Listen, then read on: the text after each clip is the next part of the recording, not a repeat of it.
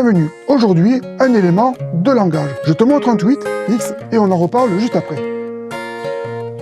On y va, je t'explique ça, et pour commencer, si tu découvres ma chaîne, merci, et si tu connais, merci aussi. Je vais me répéter.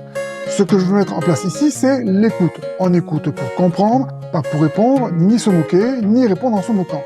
Écouter, ça veut dire se taire et écouter. Personne ne prend personne de haut, ni d'un ton supérieur ou hautain, ni avec mépris. Si tu veux bien, on va partir du principe que c'est OK, on accepte le package et on se laisse porter. Comme tu l'as compris, la personne, le mec dit qu'il ne peut pas et que les hommes en général ne peuvent pas faire pipi assis et il apporte un argument claqué au sol. Alors, il y a des gens qui vont essayer de répondre de manière intelligente et d'apporter des arguments ou des explications. Je vais essayer de te trouver quelques exemples pour illustrer ça. Il n'y a pas besoin de faire ça, il n'y a pas besoin d'essayer d'expliquer. La réponse la plus simple est mais pour faire caca, comment ça se passe? Le mec, il fait caca debout ou bien c'est le seul mec au monde à pas pisser en faisant la grosse commission? Parce que moi, ça m'intéresse. Médicalement, je suis curieux. Pas pour le caca, mais dans sa tête. Comment ça se passe? Il fait une dissociation? Quand il fait caca, il n'a pas le sentiment de faire pipi? Quand il est assis pour la grosse commission, il a un changement de personnalité qui lui permet de faire pipi en même temps. Mais si c'est juste pipi, il a la personnalité d'un gros teubé qui reprend le dessus sur le primate qui, lui, arrive à faire les deux en même temps. Parfois, je vois des gens qui ont essayé de faire des réponses intelligentes à ce genre de tweet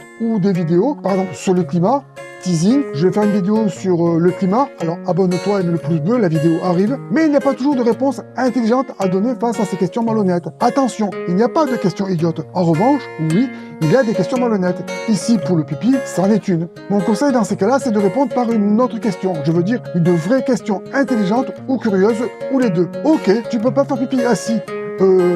Mais quand tu fais caca, comment ça se passe? Tu vois, là, il y a une vraie réponse. Il n'y a pas besoin d'expliquer au mec que ce qu'il dit est idiot. Tu valides son propos, tu vas dans son sens, sans le contredire. Ok, c'est pas possible de faire pipi assis. Mais on reste curieux, parce que pour le reste, comment ça se passe? Ça, c'est une vraie question, et une question intelligente. Moi, je suis curieux. Il fait caca debout, il fait pipi debout, puis caca assis, il fait caca assis, puis il se lève pour faire pipi après, ou bien il fait comme environ 100% des hommes, il fait les deux en même temps, et il y arrive très bien. Voilà, parfois, il vaut mieux ne pas se prendre la tête à donner une réponse et souvent une autre question, une question intelligente, ça permet de mettre en lumière la malhonnêteté de la première question. Dans ce cas, si le mec répond intelligemment à la question mais pour faire caca, comment ça se passe, il va se rendre compte tout seul, comme un grand, qu'il passe un petit peu pour un imbécile dans le meilleur des cas et pour un grossier personnage malhonnête dans le pire des cas. Et que son propos, il n'y a rien qui va, il n'y a rien qui tient debout et il se contredit lui-même. Bref, j'espère que ça peut t'aider. Voilà, c'est fini. Merci, au revoir.